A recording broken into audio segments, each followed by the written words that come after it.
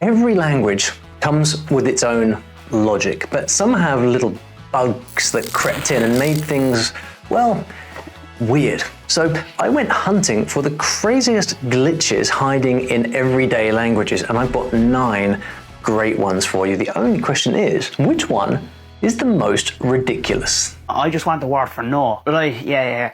It's just there is no word in Irish for no. Well, this one breaks the rules of being human. In Irish, there is no word for no, and there's no yes either. Not slang versions, not formal ones. They just don't exist. I mean, we can shake our heads.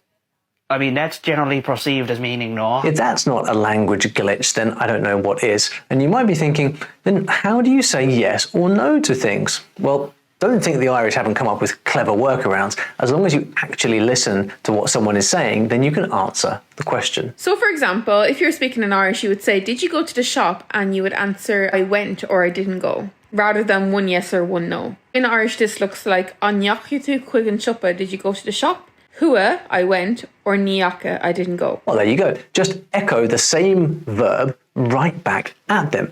So if I ask, did you just tattoo my face on your back? You answer, I tattooed. Oh wait, but you didn't? Okay then, I didn't tattoo. And if you're wondering how Irish people feel about all this... No wonder we got invaded so many times. We couldn't say no to anyone. Vikings landing on our shore and we were just standing there shaking our heads going, it isn't. Do you get it? By the way, did you just say yes in your head? That's not how it works. I'm going to upset some people with this one. I'm sorry, France. See, in French, there is no word for 70. 20, 40, 60... It's literally 60 plus 10. 80 is 4 20s, and 99 is basically a pop quiz in maths. But the real chaos kicks in when you start talking about dates. If you want to party like it's 1999, in French that's 1999, or as I like to call it, 1904 20 10 9. I'm not kidding, that is the actual way that you say it. Oh, France, the same country that gave us a perfectly logical way to measure anything, the metric system also gave us the least logical, most ridiculous counting system in Europe. And it's all totally normal till the number 69. Nothing crazy yet, but just when you think you're safe, French then goes rogue, logic clocks out, and you're knee deep in 60, 10, and 4 times 20s and stuff like that. How on earth did the world champions of logic end up there? In the locals, I mean the ones who lived in France before French was even a thing. Those Celtic tribes had their own language, Gaulish, and Gaulish was weird. See, most of us count like we stack banknotes, 10, 20, 30, 40, neat piles of 10. But the Gauls, well, they stacked 20s. And counting by 20 is like only carrying $20 notes. It works fine until you owe someone $94. Anyway, one day the Romans arrived, ditched counting in 20s, and for the next 500 years, France is counting like everybody else. That is, until the Vikings showed up and went, hey, you know what's fun? 4 20s instead of 80. But the funniest of all is most other French-speaking countries eventually fixed it. Canada, Belgium, Switzerland, parts of Africa. But France is still proudly doing their 20 times tables. Speaking of glitches, here is a travel glitch you're probably all too familiar with. You know the deal. You are abroad, you just got off your plane, there's no Wi-Fi, no signal, and suddenly your phone is about as useful as a brick. It's not just annoying, it can be really, really stressful if you don't know where you are or you can't call the hotel or whatever.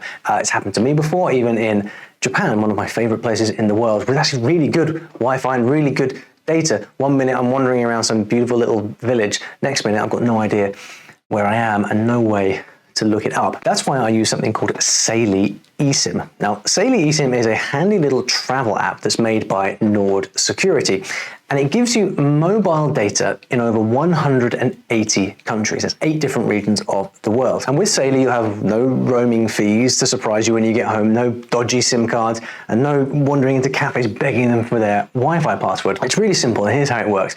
You just download the app onto your phone before your trip. Then you pick a data plan for wherever you're going. So if you're going to Japan, you can say, I want 2 weeks and 5 gig of data. You then install that eSIM in a few taps when you reach your destination. So there's no physical SIM card to put in, it all happens on your phone. few taps, you install this new digital SIM, and you then have data that you can use just as if you had a local mobile phone. And you can get a 15% discount for this if you use my code Olly Richards at checkout. And there you go. As soon as you land in your destination, you have data, you are set to go. I use this app constantly, just as I use my phone wherever I'm going, maps, messages, texting, whatever I need. And remember, 15% off if you'd like to give it a try. Just use the code Olly Richards at checkout, or you can scan the QR code that you'll see floating around this screen if you are watching on your TV. Now, honestly, it is one less thing to worry about when you're traveling. It saves a lot of hassle when you get to the other end. Saily, love it. Link in the description.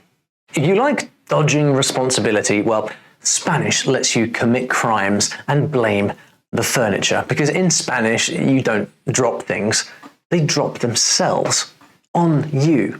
Spilled wine? It's not your fault. You're actually the victim here. Se me cayó el vino. The wine fell on me. How about if you broke your mum's mirror?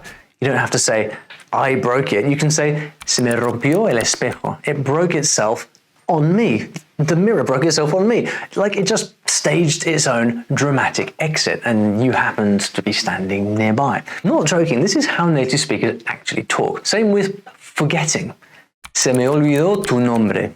Your name forgot itself at me. Great, so the name forgot itself, and I still look like the idiot. It's called the accidental se, and if you're learning Spanish, you may want to keep it in your back pocket. Whispering seems simple. You just keep the words and take the sound away, right? So bring me cake becomes bring me cake. Still clear without using my vocal cords, right? Even if you lose your voice. What's that better? No? That's weird. Maybe it's weird, but we can still understand her. Now, in Mandarin Chinese, that's where things get a bit awkward, because in Mandarin, the pitch of your voice, whether it goes up, down, stays flat, or dips, is part of the word's actual meaning. Now, bear with me. I don't actually speak Mandarin, but I do speak Cantonese, a very similar language, and it works exactly the same way with tones. Take a word like si. If you say si, si, si, si. Same word, right? Except it's not. It's 4 different ones, and you definitely don't want to get one of those wrong. Change the tone, you get a completely different word. Now, there's this famous Chinese poem made entirely from one sound. She's not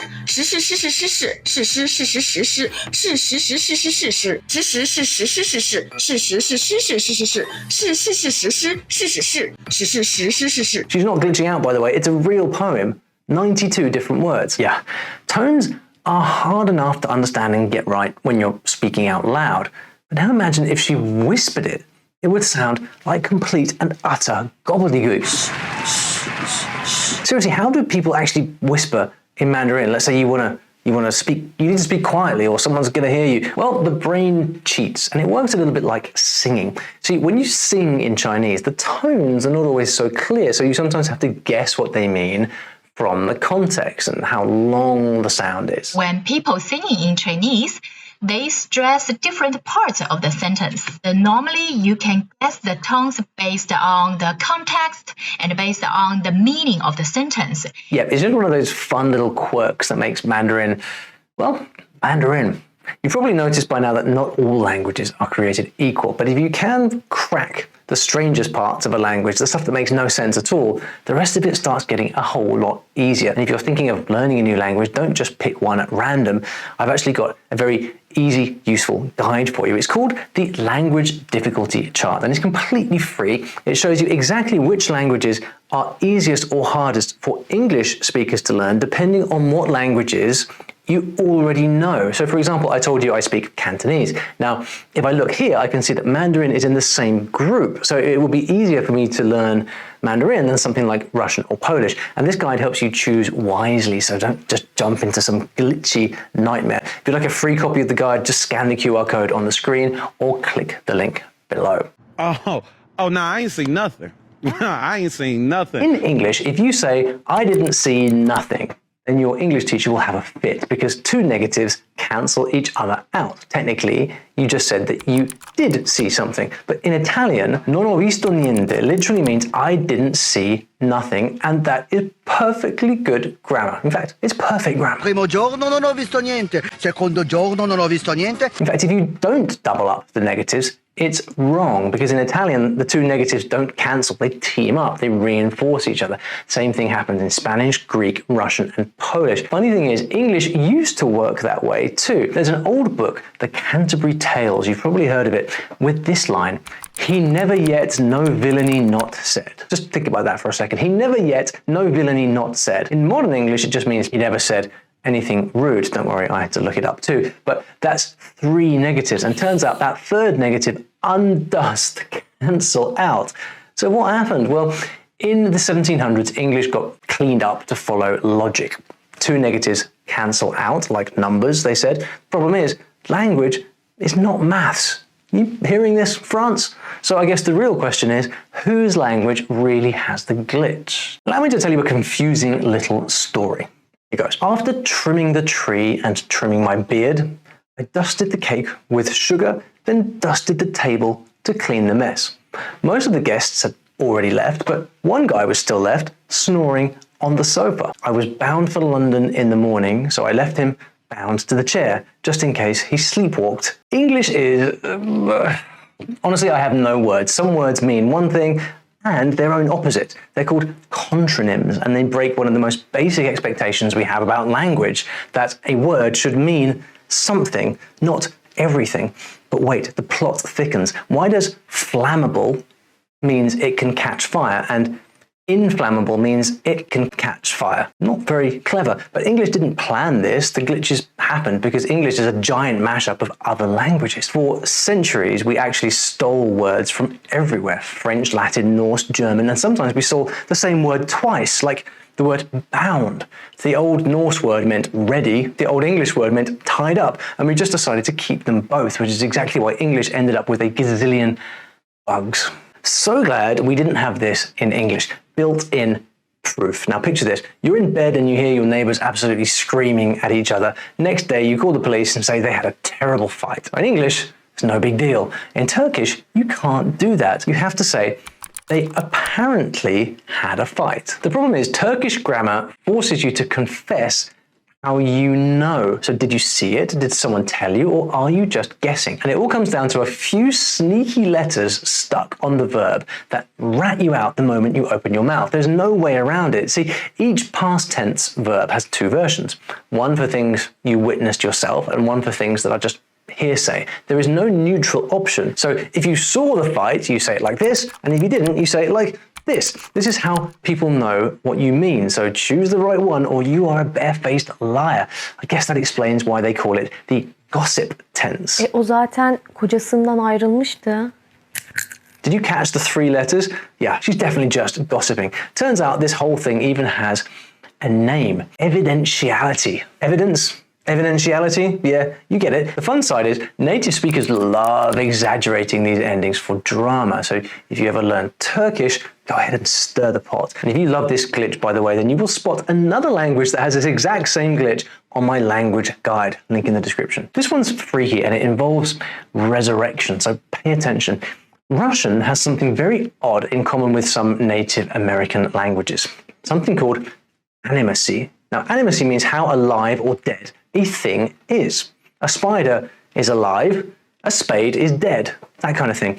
That very question, is it a what or a who, completely changes your grammar when you say anything, and you have to choose different word endings depending on whether something is animate or not. If you say, I see a spider, you see that little stuck on A? Well, that's the sign of life. Now here comes the glitch. Plants. Obviously living, right? Wrong. It's a zombie apocalypse and the plants are all dead. I mean, inanimate. Maybe this was before scientists realized that trees can breathe. But wait, it gets creepier because in Russian, animacy isn't really about biology, it's about how human something seems. So in the grammar, a dead man is more alive than a corpse, and a scarecrow, a ghost, and a doll are all grammatically speaking alive. Hi, I'm Chucky. Wanna play?